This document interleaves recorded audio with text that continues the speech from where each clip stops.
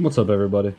I decided tonight, it is Friday, September 19th. I'm gonna do a little handicapping video. I don't know how clear this is gonna be, but if it's too bad, I'll post pictures of these selections. But the main thing is just to give an understanding of basic beginner handicapping. I'm not an expert. I barely have been doing this, longer than maybe a year. I used to go to the track or watch on TV and look at the names and just look how the horse was acting. Maybe sometimes the trainer, things like that, the jockey. But this will give you a little understanding of how I do it. There's a lot of different ways to do it. So what we're going to be looking at is the Parks Racing card in Pennsylvania for tomorrow. They have the Pennsylvania Derby, some stakes races, so I'll be doing that one. It's 15 races on this card. I'm not interested really in any of the early races. I'm trying to keep this video entertaining, a little bit close on time. So what I will do is we're going to go to race 9, which is the first one we'll do. So just looking at race 9, you got Parks Racing. It's a mile and a half. The Greenwood Cup Grade 3. So purse $200,000 for 3-year-olds and upwards. So one of the main things I look at always is normally the distance. So you go through here and another thing too. So some forms you have morning line odds already on here. I tend to not really look at those as much because that can, to me, I feel like that helps me decide which ones I actually pick, and sometimes you're wrong on that. So with these, with not having odds on them, I can actually make a good guesstimate of what I actually pick. So we'll go down through here and look. Some of the things you look at is you can go off of the sire, the dam, the breeder, the trainer, the jockey is an important one, and then there are lifetime earnings. And what I like to do, so this first one right here, we'll look at this, try to speed roll through this a little bit, is the first horse, Digital Ops. Irad Ortiz is riding that, great jockey. So we'll go down and look at their past performances. So last time it ran was August 6th at Saratoga. During the Saratoga meet, ran a 1 3/4. So this race is a little bit shorter, and it finished second by 1 back. So ran a pretty good race, and I like to look at some other things. So right off the bat, I'll look at what kind of race it was. So this was the Birdstone $150,000 race. He was in post position 6, and you can look at the time. So when the race started, he was first, ahead by 3, and he stayed first. Then towards the end, probably around the corner, midway, he was second by a nose, and then he ended up finishing second, one back. So obviously this one I like to go through and write all this stuff down. So this is a speed horse. Obviously, if you look at his other races, which I know you really can't see that good, but if you just listen to it, it helps. So look at these other races. He's always been speed. He's always been out front at different lengths. So he's done a mile 8th, mile 8th, mile 16th, mile 16th, mile 3/16. And like I said, his last one was 1 3/4, and he fell back by 2. Another thing you can look at over here on this side is the finishing order of these horses. So if there's another horse that's in the same field, it will be highlighted or bold, I should say. It'll be bold, so you can kind of look at that as well. So I'll take this as a speed horse. It's probably going to be very good on the odds. It'll probably almost be the favorite. So this is post position 1. I will take this one. And go down to the next one, double your money. So this one, Gonzalez is riding this. Last time it ran was August 19th. Almost, 3/4 of a mile. Started post position 8, and this one looks like it's more or less a stalker. So it's stalking the pace. It's, I wouldn't say mid pack, but up front of mid pack, and it is trying to save up some energy to have some late speed to pass. It finished second, but that was in a optional claiming $16,000 race. So this horse is probably going to be a pretty big long shot, I would say, depending on the group of horses. It's 4 years old. It really hasn't raced. I mean, you got allowance for 20,000, optional claiming for 25,000. It won that race, and it was on the speed, so it led the whole time, gate to wire on that. Yeah, so you have a stalker on that one. So the next one, Paco Lopez is riding.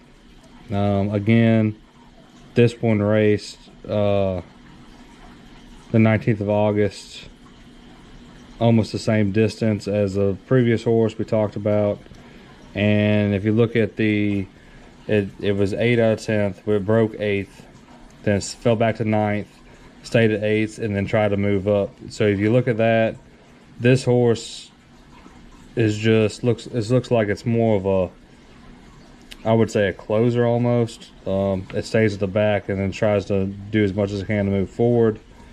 It's ran in, $50,000, $35,000 races. Distances are pretty much a mile. So I don't know if I would. I mean, it's a good jockey. It hasn't run against any of these other horses. It's pretty much ran at this track against this competition. Not like horse number 1, which ran at Saratoga, Gulfstream Park.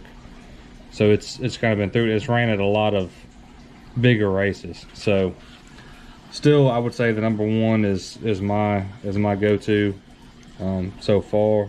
One of my selections. Move on to the next page. So then we have No Bien Ni Mal. It looks like it's from Brazil. And Rosario's riding this one. 4-year-old. Last time it ran was Saratoga. Did a mile and 1/8. And this one's at $110,000. So a decent one. It also looks like it's somewhat of a closer / stalker. It was post position 5. It broke 4th. Actually, I'm gonna take the closer out as a stalker. It's sitting in the pack, 4th, then moved up to 3rd, then 2nd, then 1st by a head. So it also, in the race before that, it's kind of hard on these because this is an international horse. So it raced in a couple different places. Brazil was one, for $18,000, and it won by 9 lengths. So it was probably finished 4th in this one, which was almost $200,000 race. This one might be interesting, and I would only circle that. This would be post position 4. I would only circle that one based on just the last time it ran, really. It's so far closest to the first horse we looked at. Move on to the next one, Calibrate. This one is a 7-year-old gelding, and it's got early speed is 68. Its late speed is a 98. So to me, that would show more like a stalker. Tries to maintain its hit speed throughout the race and then come on strong at the end. A little bit better than a closer, I would think. So again, this one, you know, it ran a mile and a 16th and almost 2 miles the last 3 races, all for the price of $25,000, $15,000, $15,000. It won all 3 of those. So, but again, what kind of competition is it really meeting?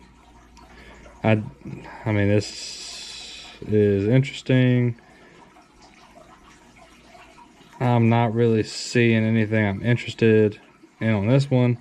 You got on the next one, Repo Rocks, trained by Jamie Ness. So it ran at Monmouth, Colonial Downs, Aqueduct.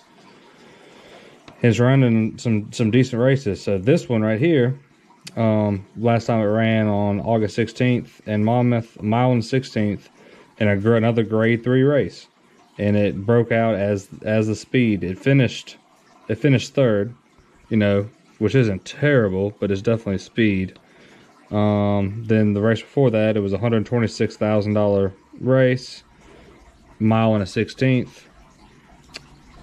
It broke out again as a speed, but was able to break away, won by 6.5 lengths. So that's another interesting. But you got a lot to look at the competition it was with. It hadn't raced against any of these horses. I put a question mark on this one.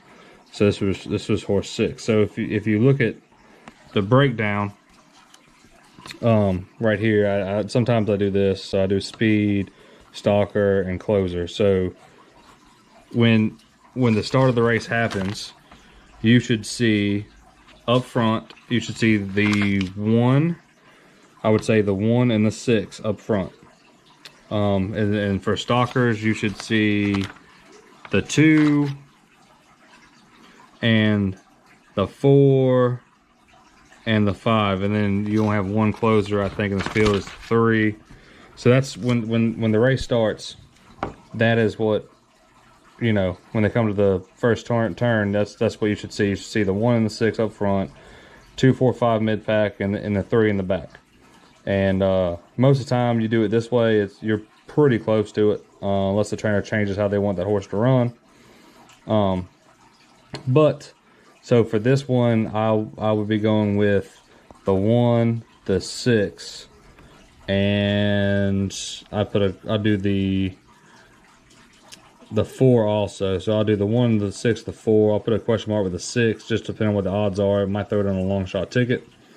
For this, I'm going to be doing pick 5s or pick 6s, and I can explain more of that later in this video. But for now, I'm going to go through here. I'm going to go through race 10, 11, 12, 13, 14, 15, write my numbers down. I'll bring you back and show what I came up with, and then we'll see how these horses finish tomorrow and see how close we were using this method.